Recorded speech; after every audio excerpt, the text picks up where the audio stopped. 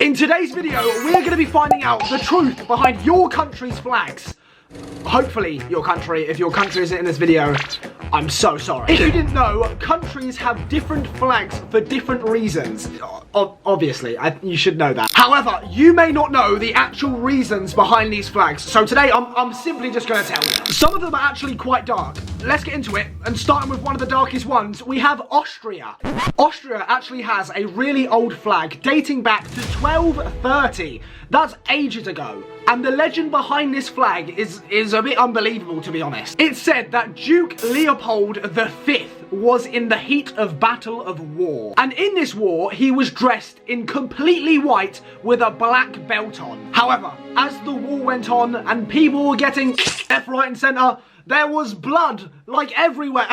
And it went all over him. So, he had his white gown thing on, a belt around him, and he was caked in blood. So when he got home, he took his belt off and saw blood, white, blood. And thought, oh, wait, that's a great idea for a flag. So, that became the Austrian flag. It's a bit more than that. That became his banner, and then the banner became the flag. But still, isn't that just crazy how this guy was in the middle of war, saw a nice little design on his shirt and thought, I'll tell you what, put that on the country's flag, why not? It's crazy.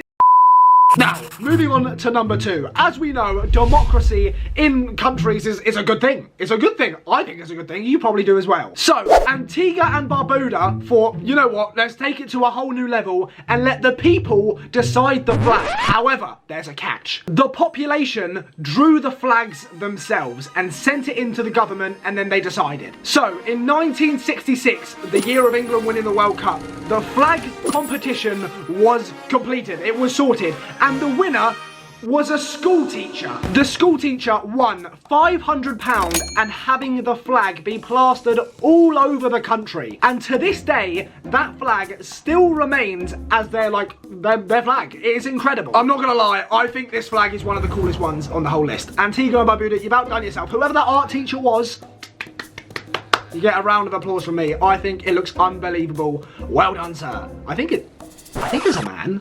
I don't know, I don't actually know his name. I should probably look this thing up, but I just can't be bothered. Never mind. His name was Reginald Samuel, it says here. So I'm guessing that's a man. I hope that's a man, otherwise whoever named their daughter Reginald needs to be sued by their daughter. But yeah, it was a man. Now, moving on to Nepal. Nepal. I think it's Nepal. It's one of the two. My pronunciation is pathetic. You should know this by now. They're the only flag in the world not to be in like a square, in a quadrilateral. They're in this shape. It's a very weird shape.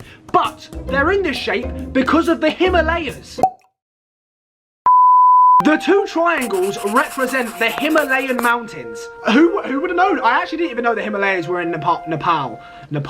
I actually didn't know. I didn't know that. So you learn something new every day, and that's why their flag's triangles. However, there is one thing with this flag I don't understand. Do you see them little white things in the middle? That's meant to be the sun and the moon. It looks nothing like it. It looks like the moon, I'll give you that. But that triangle circle thing is never the sun. Never. Get a new sun design. It's horrible. Moving on to number 4, we have India. With India, there's not much really to know about apart from the white band and the circle in the middle. The white band indicates truth and peace, and the wheel of law is what the circle is. The wheel of law represents life in movement and death in stagnation, is what it says on my phone. To be honest, oh god, my hair. Yeah, I should have done my hair before this, but we're too far in the video now, it's fine. But I think the Indian flag's quite cool. I'm a fan of it, I'm also a fan of the Australian flag, just because of what I just found out. It's sick. Australia has the Union Jack in the corner of the flag, because back then it was mandatory if you're under the European Union, whatever it is, British colony and stuff, it had to be in the corner, yeah? Do you get what I mean? But, the 5 stars on the right, yeah? See the 5 stars? That represents the stars in their sky at night. Like when they look up, that's the stars that they would see. I think that is so cool. I think that's such a cool way of like telling that's your country, because I don't know, that's they're not gonna go. Them stars ain't gonna go. That is just so cool. And the stars are placed in order of brightness in the sky. I think that is one of the coolest flags I've ever heard in my life. I'm not gonna lie. Australia, you've outdone yourself. Another round of applause. I'm giving that flag like a 9 out of 10. That's sick. That's so cool. Moving on to one of my favourite parts of this whole video, we have the subscribe flag. That was a very shameless plug. I just want you to subscribe. Canada, one of my favourite countries, their flag was heavily inspired by World War I. Many of the battalions in World War I had a maple leaf on their shoulder, so they thought, let's put it on the flag. So in 1964, the Prime Minister at the time, Lester Pearson, formed a committee to make it their flag. Today, it's known as the Maple Leaf flag. I think Canada also has a really cool flag. It just reminds me of Drake every time I see it. I don't know why. It's just a cool flag. I like it. I'm a fan. 7 out of 10. 2 more flags to go, and we're going on to the United States of America. The United States have 50 stars in the corner of their flag to represent each state. Wait, I don't even think that's right. Why does it say that? Listen, don't shoot the messenger. I'm reading this off a website. It says it's for 50 states. I didn't think that was actually correct, but you know, we move. The American flag is a symbol of freedom and liberty. Apparently. Why did I say liberty like I was Irish? Liberty. No. Okay, never mind. The flag's red and white strips are meant to indicate strength and innocence, apparently.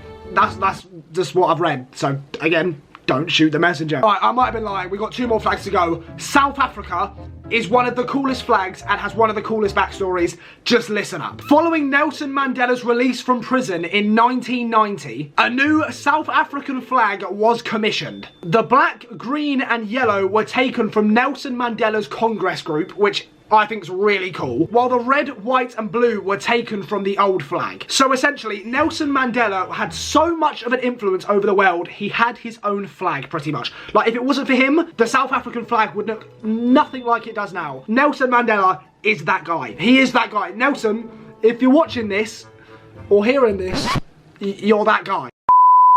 And last but not least, we have Mozambique, the only flag to have a gun in it. I'm pretty sure. I looked up all the other flags, I couldn't find one. Yeah.